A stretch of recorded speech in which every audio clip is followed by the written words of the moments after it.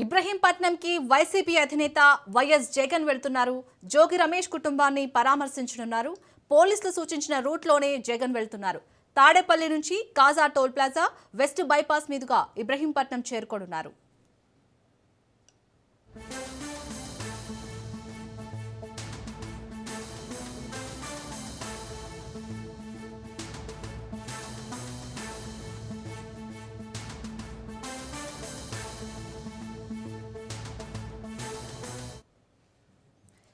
ఇక జగన్ పర్యటనపై ఇప్పటికే పోలీసులు ఆంక్షలు విధించారు. వైసీపీ నేతలకు పోలీసులు నోటీసులు ఇచ్చారు. జగన్ పర్యటనకు వైసీపీ నేతలు హాజరు కాకుండా ఆంక్షలు విధించారు.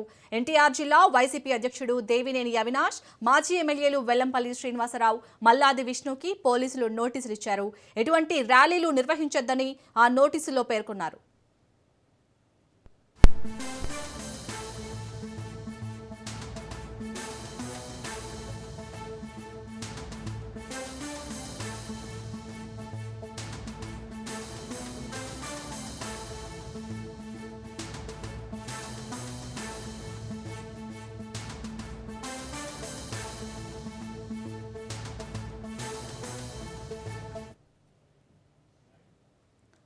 ఇక ఇబ్రహీంపట్నంకి అయితే వైసీపీ అధినేత వైఎస్ జగన్ వెళ్తున్నారు. దీనికి సంబంధించి మరిన్ని డీటెయిల్స్ ని మా ప్రతినిధి సాయిబాబు అందిస్తారు. సాయిబాబు,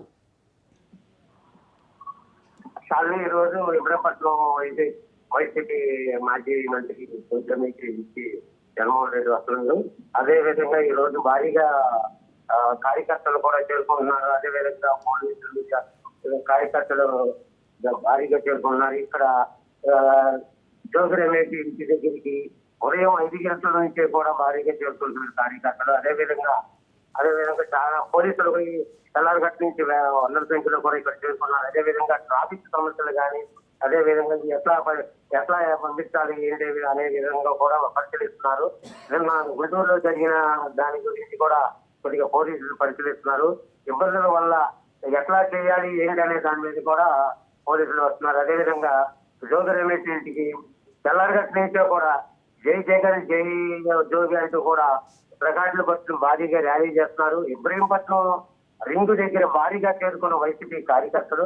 అదే విధంగా ఎందుకంటే మా లీడర్ వస్తున్నాడు జగన్మోహన్ రెడ్డి, మా జోగి రమేష్ అన్న దగ్గరికి వస్తున్నాడు నినాదంతో కూడా చేస్తున్నారు.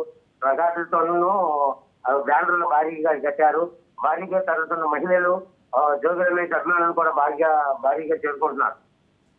సాయిబాబు, మొన్న గుంటూరు పర్యటనలో కూడా పోలీసుల ఆంక్షలు ఉన్నప్పటికీ కూడా అంటే వైసీపీ శ్రేణులను అయితే అదుపు చేయలేకపోయారు పోలీసులు. సో మరి ఈ రోజు జోగి రమేష్ ఇంటి దగ్గర ఇంకా ఎటువంటి ఎక్స్ట్రా ముందస్తు చర్యలు చేపడుతున్నారు? అయితే ఆంక్షలు అయితే మాత్రం పెడుతున్నారు.